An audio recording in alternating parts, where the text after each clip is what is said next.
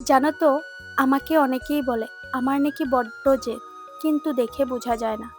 আসলে আমাকে কেউ বুঝতেই চায় না যে আমি কি চাই, আমার মনের ভিতর কি চলছে, আর আমি কি কারণে জেদ করছি। আচ্ছা, জেদেরও কি কোনো আলাদা জেন্ডার থাকে?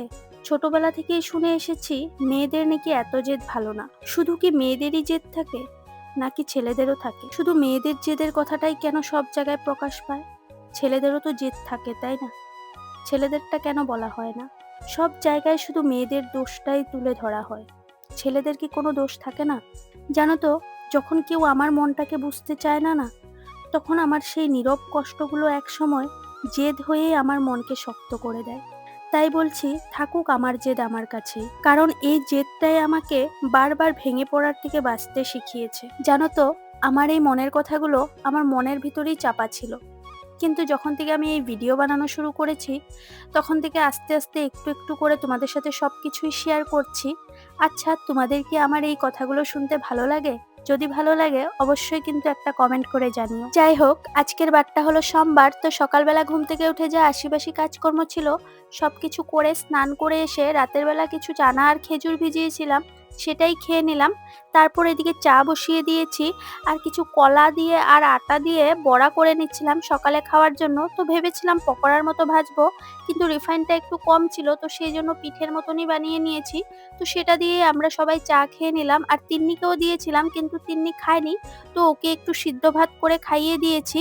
তারপর দেখি এইদিকে অঝরে বৃষ্টি শুরু হয়ে গেছে। সকালবেলা না ওয়েদারটা খুবই সুন্দর ছিল, কিন্তু হঠাৎ করে যে কোথা থেকে বৃষ্টি চলে আসলো বুঝতেই পারলাম না। যাই হোক, তারপর এইদিকে দেখি ওরা দুই ভাই ঘুম থেকে উঠে গেছে। তো সেই জন্য আমি বিছানাগুলো সুন্দর করে গুছিয়ে নিচ্ছিলাম। আর জানো তো, আজকে আমি পুজো দিতে পারবো না, কিন্তু ফুলওয়ালা ফুল দিয়ে গেছে। তো বরকে বললাম তুমি যেরকম পারো সেরকম ভাবে একটু পুজোটা দিয়ে দাও। তো আমার বর যেরকম পেরেছে আর কি সেরকম ভাবে পুজোটা দিয়ে দিয়েছে। আর আমি এইদিকে চলে আসলাম রান্না করার জন্য। তো মা সবকিছু কেটে কুটে রেডি করে দিয়েছে। তো আজকে বানিয়েছিলাম শুটকির তরকারি আর উচ্ছে ভাজা। আর এইদিকে দেখো, বৃষ্টি এখনো থামার নামই নেই। আর জানো তো, তিন্নির এত সর্দি লেগেছে, তো সেই জন্য রসুন একটু থেতো করে আর কালিজিরে দিয়ে তেলটা গরম করে দিয়েছি।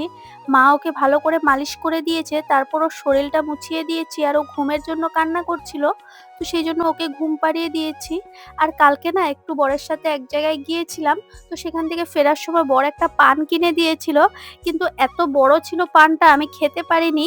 তো বাড়িতে নিয়ে এসেছিলাম পরে খাবো বলে, কিন্তু পরে আর খেতে ভুলে গেছি। তো এখন হঠাৎ করে মনে পড়লো, তো সেই জন্য পানটা বের করে খেয়ে নিচ্ছিলাম। ভেবেছিলাম আধা করে খাবো, তারপর আবার ভাবলাম আধা যদি রেখে দিই সেটা আর খাওয়াই হবে না, তো সেই জন্য একসাথেই খেয়ে নিলাম।